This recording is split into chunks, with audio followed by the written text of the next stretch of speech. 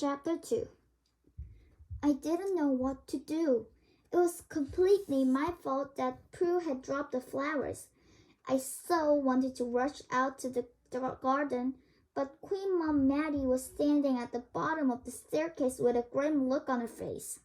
I made up my mind.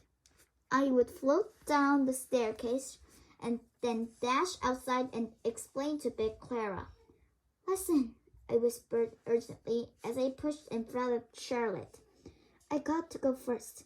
I've done something awful." Then I took a deep breath. "Head up, back straight, smile," I said to myself, and I tripped on the first step and rolled all the way down and fell right in front of Queen Mother Matilda in a head. "Gracious, Princess Alice," she said. "Are you all right?" "Yes, thank you," I said. Excuse me?"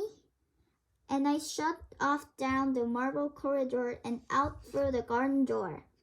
I found Maria and Jenny crying on the steps in a muddle of broken china and crushed flowers.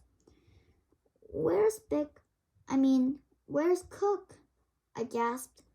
Maria sniffed now loudly.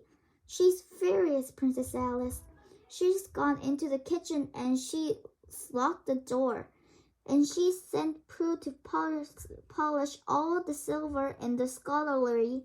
And if we don't clear up this mess and find new flowers by 6 o'clock, we won't be allowed to go to the garden party.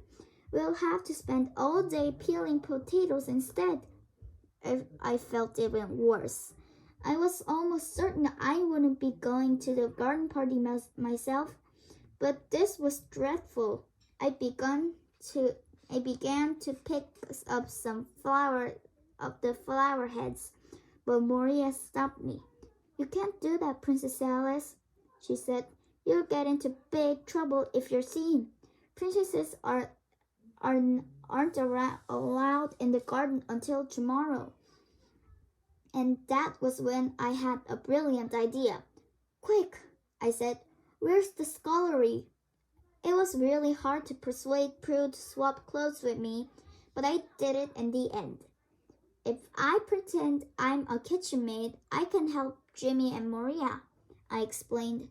"And then I'll swap back with you and tell Big Clara it was my fault you dropped the vase." Prue began to giggle as she picked up yet another fork. "You did look funny," she said. "You look just like Big Clara." "And I'll try not to spoil your dress. Promise." "And I'll try not to spoil yours," I said as I followed Maria and Jenny into the garden. It took us ages to clean the mess. The bits of china had scattered everywhere, and we had to find every single piece. Then we had to find more flowers, and Jenny said we weren't meant to take any without asking the gardeners. Big Clara has a right old row with the head gardener as it was, she said. Maria sighed. "I knew it was no good, even with you trying so hard, Princess Alice. And it's 5:30 already. We'll be peeling potatoes tomorrow, no mistake." For a terrible moment, I thought Maria was right. And then I had my second brilliant idea. "I know," I said. "Why don't we take just 1 or 2 flowers from each of the other vases? I don't think it would ever show." So that's what we did.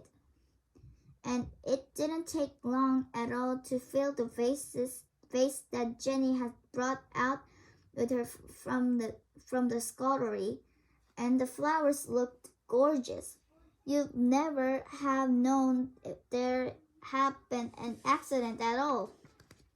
"Time for me and Prue to change back again," I said happily. "I hope she's not too worn out polishing all the knives and forks and spoons." But when Maria and Jenny and I burst into the scullery, there was nothing there but a heap of gleaming gleaming silver cutlery. Prue was